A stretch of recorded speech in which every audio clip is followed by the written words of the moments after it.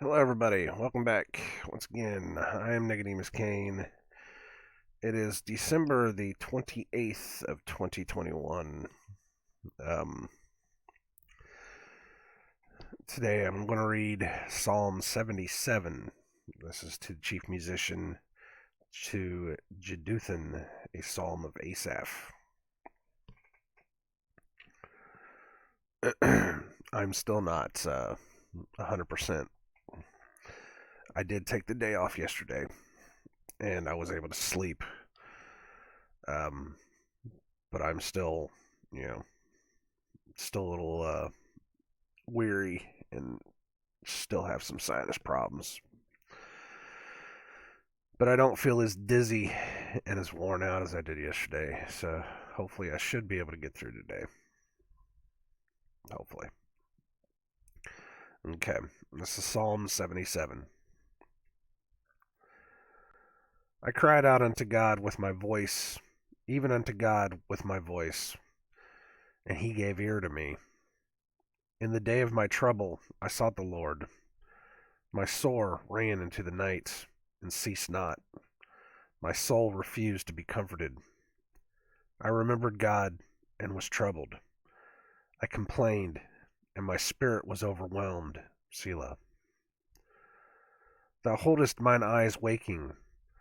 I am so troubled that I cannot speak. I have considered the days of old, the years of ancient times. I call to remembrance my song in the night. I commune with mine own heart, and my spirit made diligent search. Will the Lord cast off forever? And will he be favorable no more? In his mercy is his mercy clean gone forever? Doth his promise fail forevermore? Hath God forgotten to be gracious? Hath he in anger shut up his tender mercies? Selah. And I said, this is my infirmity, but I will remember the years of the right hand of the Most High. I will remember the works of the Lord. Surely I will remember thy wonders of old. I will meditate also of all thy work, and talk of thy doings. Thy way, O God, is in the sanctuary. Who is so great a God as our God? Thou art the God that doest wonders. Thou hast declared thy strength among the people. Thou hast with thine arm redeemed thy people, the sons of Jacob and Joseph. Selah. The waters saw thee, O God, the waters saw thee. They were afraid, the depths also were troubled. The clouds poured out water, the skies sent out a sound, thine arrows also went abroad. The voice of thy thunder was in the heaven, the lightnings lightened the world, the earth trembled and shook. Thy way is in the sea, and thy path in the great waters, and thy footsteps are not known. Thou leddest thy people like a flock by the hand of Moses and Aaron. And it just kind of stops there. I've talked about how some of these just abruptly stop, and you wonder if there was more that might have been cut off somewhere along the line, or maybe that's just the way they are supposed to be. I don't know. Boy, Psalm 78's a big one. Just looking at it, it's like it takes up the next two and a half pages. Wow. So tomorrow's going to be fun. It's going to be one of those that I'm probably not going to be able to go back over because it's so big. Either that or I'm going to take the whole hour just talking about it. Okay. There wasn't much to talk about in this one. It's pretty straightforward. Sometimes you get that. Sometimes there's things that stick out to me, and there's other things that are just like, if you just take it as it is, it's perfect. Not that every psalm needs a needs an explanation. It's just sometimes I see things that I need to refer back to understand, maybe there's something in there that, leads to other things. There's probably something in here that I'm missing, um, but because I'm so tired, I'm probably missing it. And I'm definitely tired. Man, it used to be when you used to take some NyQuil. Well, okay, let me try it this way. I do a lot better if I'm taking NyQuil, and some people don't like NyQuil, but it is what it is. If I'm taking NyQuil, I have to take the liquid NyQuil because those like gel cap things that they have now just don't work. They don't. I don't like them. They take way too long to get into you, and then once they do, it's just not the same. It's just not the same as just drinking a little cap of NyQuil and then just having that just like immediately work. And usually that stuff knocks me out. Usually it's a lot better than the gel cap things. Not only that, but it seems like the liquid NyQuil will not only help me sleep but help me dream. Whereas this gel cap stuff doesn't help me sleep at all. It will not put me to sleep. And it gives me the dumbest dreams in the world. Just like constant flipping over into bed over and over and over, just getting more and more upset and just peeved off at the whole situation and just so tired. I'm just so tired because I haven't been able to sleep because of stupid dreams, man. Just stupid nonsense dreams. And it's those gel caps. It's exactly what it is. I can't stand them. They're not bad for taking through the day, even though that the Dayquil stuff, man. It I say it makes me too cloudy. You know, you take those gel caps, man. It's like halfway through the day, you're just getting fuzzy. It's just really hard to focus and concentrate, and it's like your muscles just feel like they just want to just die, and you're just like, I just want to go back to sleep, but I can't go back to sleep because these things won't put me to sleep.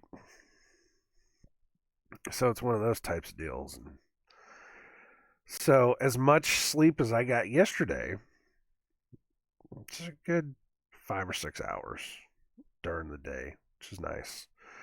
I last night I probably only got maybe 2 or 3. I don't know. I don't know. It was bad. It was bad. And then like I said, when I did sleep, it was just it wasn't a terrible dream, just stupid dreams about stupid stuff. And just every time I woke up and I flipped over and I tried to go back to sleep, it was like just falling right back into that dream, and I'd have to wake back up and say, no, no, you need to dream of something else. And I just couldn't. It was just so.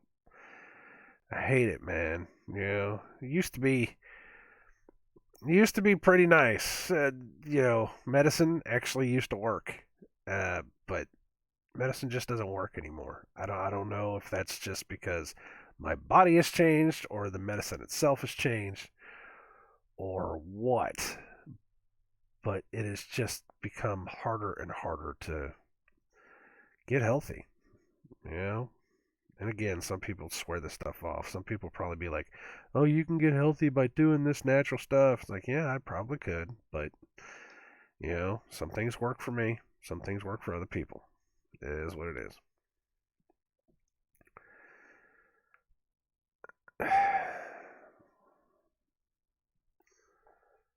seriously though, there's not much in this that I mean, do I need to go over this again? Do I need to go back over this psalm again?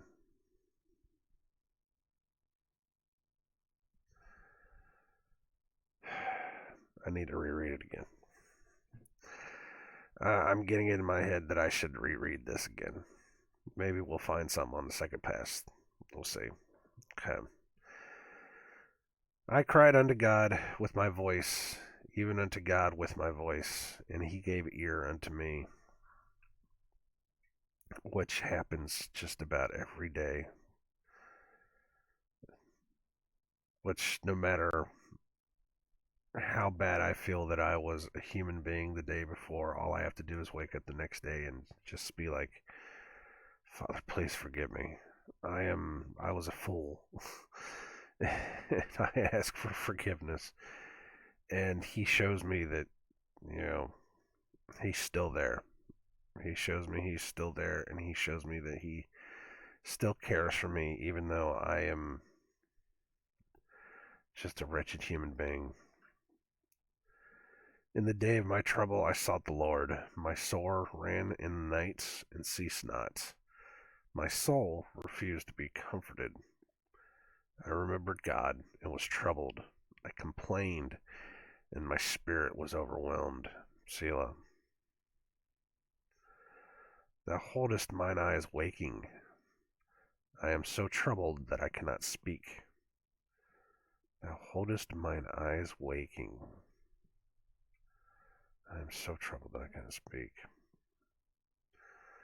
That's a line, though. Thou holdest mine eyes waking. I have considered the days of old, the years of ancient times, and there are a lot of passages that goes back to. I'm going to go to the easiest one, which says it's Psalm 143:5. Come on, just make this easy for me, because I don't want to have to move too much. It's like I said, I am not perfect. 143:5, not 145:3, Egypt. I remember the days of old. I meditate on all thy works. I muse on the work of thy hands. I remember the days of old.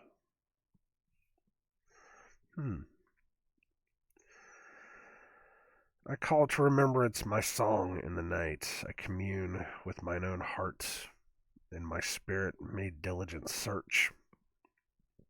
Will the Lord cast off forever? And will he be favorable no more? Is his mercy clean gone forever? Doth his promise fail forevermore? Hath God forgotten to be gracious? Hath he in anger shut up his tender mercies? Selah. And it seems like a lot of questions, and some people think that we should never question God, because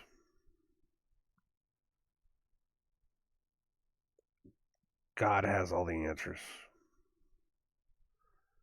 But you shouldn't. Some people think that you shouldn't ever question God because he is God. You should.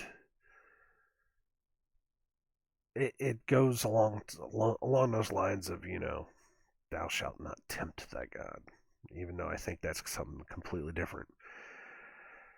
But I've heard that some people have said that don't ever question God. Okay, well then how do we pray to him?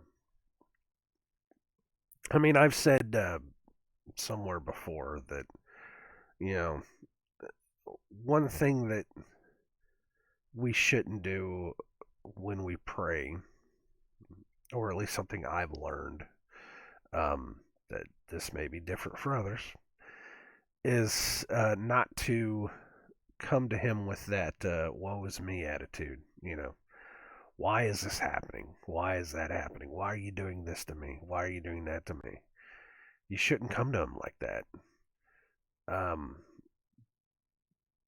Because That's vanity. That's pure vanity to worry about what is constantly happening to you. Now you can pray for things for yourself. You can pray for, the wisdom and the understanding of the word. You can pray for the full armor of God. You can pray for, health and um if need be, you can pray for the ability to, pay a bill or feed your family, or I mean, you can pray for these things and the Father will give it to you if you can, if you believe. um but to constantly come to him and be like, why is this like this? Why is my life so bad? Why is that? You can't do that. That's, that's pure vanity. You're just, you're asking him questions that you don't need answers for. It's not for you to know what his plan for you is. It's for you to be able to do what you can to help him.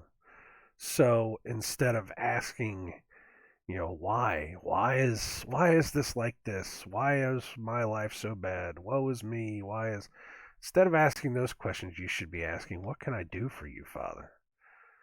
What is it that what is it that is what is it in my life that I can do, that I can change for you so that you can make a change in my life? So once you figure that out, then you should be able to find some purpose in it all. You should be able to really move forward. It's just you have to get to that point. You can't constantly think that the entire world is against you. You have to be able to give of yourself first and not worry about these things. So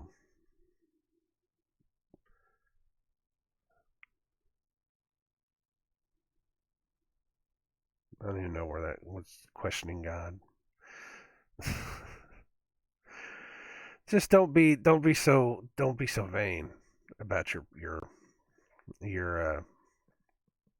your prayer. It's you know it's just not the way we're supposed to do this. At least I think. I could be wrong. And I said, this is my infirmity, but I will remember the years of the right hand of the Most High. I will remember the works of the Lord. Surely I will remember thy wonders of old. I will meditate also of all thy work, and talk of thy doings. Thy way, O God, is in the sanctuary. Who is so great a God as our God? Thou art the God that doest wonders. Thou hast declared thy strength among the people. Thou hast with thine arm redeemed thy people, the sons of Jacob and Joseph. Selah. Hmm. The waters saw thee, O God, the waters saw thee. They were afraid, the depths also were troubled. The clouds poured out water, the sky sent out a sound, thine arrows also went abroad. See, there's not, I mean, I'm not finding any details in this stuff. You know, it's, I'm sure other people could find details in it. The voice of thy thunder was in the heaven, the lightnings lightened the world, the earth trembled and shook. Thy way is in the sea, and thy path in the great waters, and thy footsteps are not known. Thou leddest thy people like a flock by the hand of Moses and Aaron. Now I could go on about the waters saw thee. They were afraid, the depths also were troubled. And it says, "Thy way is in the sea, thy path in the great waters, and thy footsteps are not known." And I could say this whole thing is water. Um, a lot of people have discussed about how water has this amazing quality to it that not only does it, what's the word I'm looking for? Water reacts to electricity. Water reacts to sound sometimes. Um, Water reacts to many different things. We are made up of, what is it, 70%? 70% water. The world is like 70% water. Um, Water has this amazing quality to it that we can't even possibly understand. But a lot of people don't remember that this whole thing started as water. God separated the waters from the waters. Now, where was God? Because God exists in the heavens. Everything outside the firmament is still water. So God is in the water.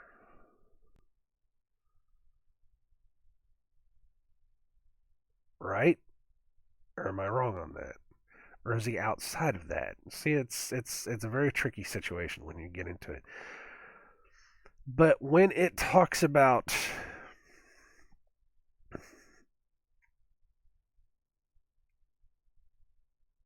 thy path is in the great waters and thy footsteps are not known, God is, he's out there in the water. And there's something to it. I talk about the bioluminescence of the angels that sing through the water, creating the light. Um, the fact that he uses water constantly as a baptism of sorts, uh, for just about everybody, through the Bible. Um, we could.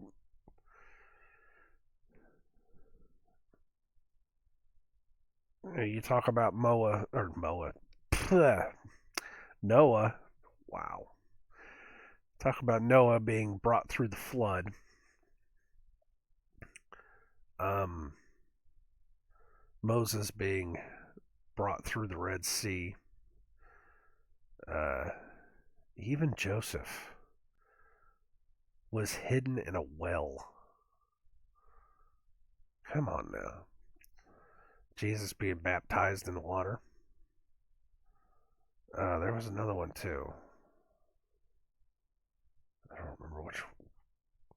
I have to think about it. There was another one. Um,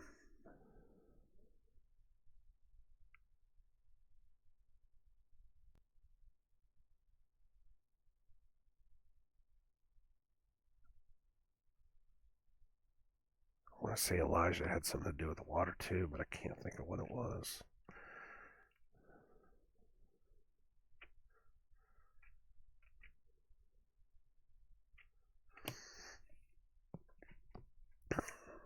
But we have we have this connection with the water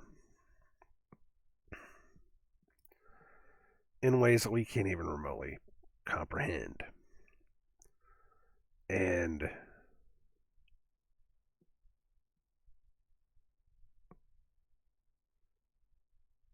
God has this connection with the water too.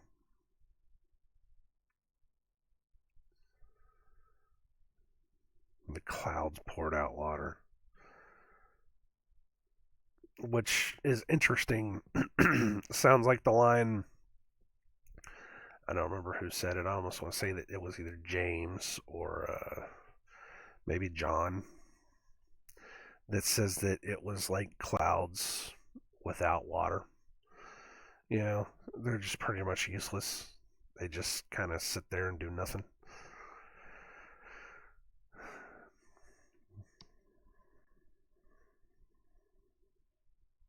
I don't really know where I'm going with this. Maybe my head is a little bit more cloudy than I thought it was. It's either that or maybe I'm maybe I'm at that point where I should just stop and take it easy before I have to log into work. Because I got to work today. I can't take 2 days off. There's no way. So today was one of those days, I guess. But there's something to the water thing. Um,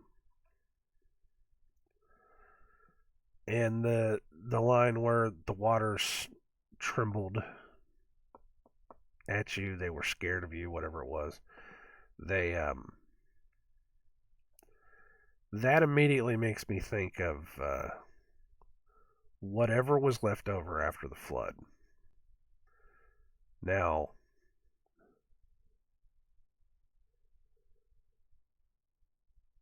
not a lot of people talk about it,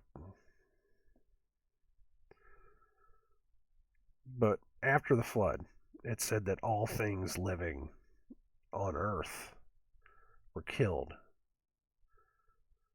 You know, everything that wasn't in the ark was killed. And I have a feeling that I have a feeling that there were probably a lot more birds and stuff than we think that were on there too, because they would have perched on the unless they had anything to eat, and then they would have died. I don't know. I'm not going to speculate. But everything living on the earth was dead. The fish survived though, and on the other side of the flood, when the nations started coming back out and they started remultiplying, we started finding fish gods. Now, pre flood, they were doing experiments. They were doing experiments on all flesh. All flesh was corrupted. All flesh. That includes fish. Now, is it possible, and other people have said this too, I'm not the only one, is it possible that they were manipulating either fish or manipulating people or manipulating something so that they could survive underwater? Because they knew what was coming. They had 120 something years to prepare for what was coming. So they just had to use genetic manipulation in order to be able to give them the ability to breathe underwater. It's where these fish gods came from.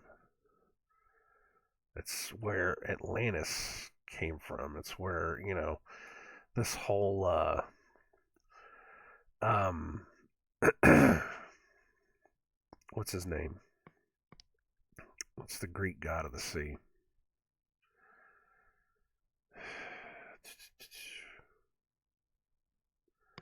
Can't think of his damn name. In the end, though, it's where this whole idea, this whole concept of a maritime society came from. It's why we were under maritime laws, because they came out of the water.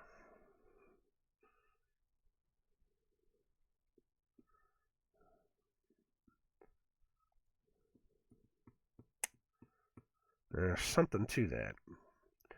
I looked that up a while back. Was trying to dig as far back in that as I could. Couldn't get much past the surface level. Um, it is what it is. Sorry, guys. Couldn't get much past the surface level of it, which makes me think that there's a lot more hidden there than we could even remotely comprehend. But it also makes you ask the question, well, does that mean that maybe some of that's real? Maybe there is an understanding there that we don't know because maybe that's where it's at. Maybe that's the most hidden stuff that they have.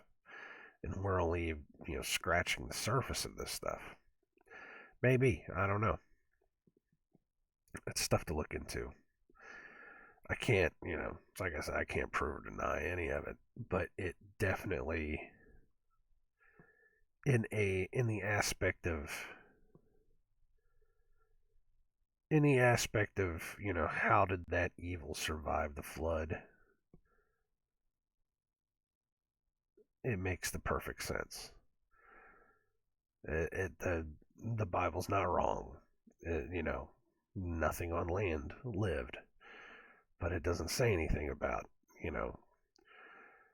any kind of creatures that might have been made outside of that. Of course, it also, the Bible also says that demons could exist inside of animals.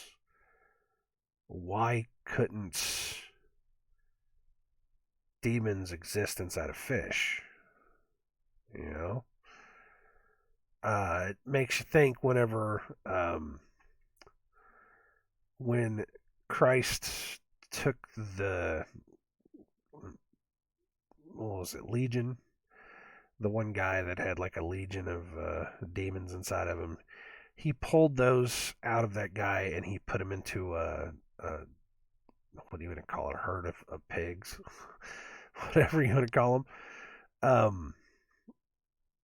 He put him into the swine, put him into the pigs, and they immediately ran for the water. It makes you wonder why. They didn't they didn't have to go commit suicide and kill themselves, but they did. They ran off a cliff into the water and drowned. Where did they go from there? Because they don't die with the pigs. They went somewhere else. They went down into the water. So it makes you think what's going on down there. And this gets into a whole thing of, the world is 70% water and we don't even care what's down there. It's like we just sonar'd the hell out of it and we're just like, yeah, whatever, we don't care anymore. Even though there's pyramids and whatnot, 1 mile off the coast of all these countries, and there's these roads and these islands and all this other kind of stuff, and it's like I said, all you got to do is take the water down 300 feet, and just about every continent is accessible through land bridges, and NASA shooting rockets off into the Bermuda Triangle, which is just more water. Just what's something there's something to it. There's something to it. I don't know what, and I can't even remotely fathom how deep that goes. No pun intended. But I definitely think there's something to it. It goes along with the whole, Leviathan, world snake, the beast that comes out of the water. The Hydra that comes out of the water. It's a beast with 10 heads. It never says anything about it. Doesn't have 10 necks, so it's a Hydra. It's the Leviathan. It's a Leviathan. So, you gotta look at this stuff like that. You gotta kind of see the connections. There's connections there. Does it mean that's the way it is? I don't know. I don't know. I just, you see those connections and you're just like, there's something to it. There's something going on there. I'm going to stop here, though. Like I said, I'm not thinking straight. I took 2 of those Dayquil. Like I said, you get all fuzzy. I hate these things. I'd rather do the liquid. The liquid works so much better. But Angie swears by these caplets. I'm like, whatever, man. We'll do them either way. It doesn't matter. You guys take care. Hopefully, I'll be better tomorrow. Hopefully, I'll be able to create a create a cognitive thought tomorrow. Um, even though I probably won't have to worry about it though, because the entirety of the video tomorrow will be Psalm 78 because it is a monster, man. I'll be talking about that one for the whole thing. We might do it in sections. I don't know. We'll see. We'll see how long it gets. But we knew it was going to come. We knew it was going to happen where we were going to hit, like a big, huge, long one. And so we'll play it by ear. So God bless everybody. Take care. I wish you guys the best. I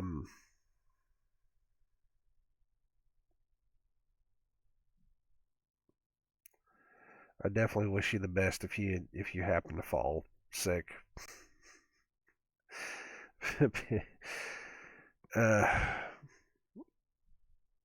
Because the flu sucks. Yeah.